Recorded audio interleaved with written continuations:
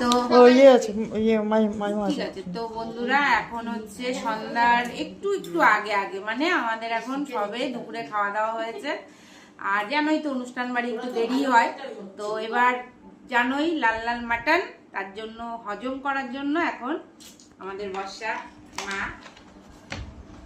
কি কি পরিবেশন করছো বলো? আরে সাবাস। আমি তো খেতে চাই না, তবু লোভে পড়ে এই পুরো আমার বাবার মতো, পুরো বাবা। ক্ষতি হয়ে যায়, ক্ষতি হয়ে যায়, ভয় পিসিকে দেখা,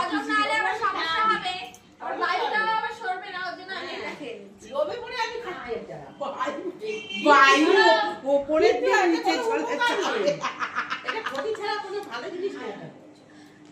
আরে আচ্ছা, আর গিলাস নেই? তাই গেল। তোমার বড়ের কি বুদ্ধি সেটা তো তুমি ভেবে নিলে, যে আমার বাবার সাথে দিদিভাইকে তাহলে আমি কি বলবো, সেটা তো শুনলে।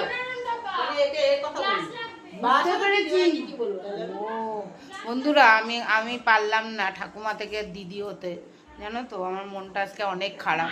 আমার নাতি না, ভালো হয়ে যাবে। আমার নাতি বলল যে তোমার বয়স হয়ে গেছে, তোমাকে ঠাকুমা বলাটাই ঠিক। না, ঠাকুমা তোমরা বলেনি।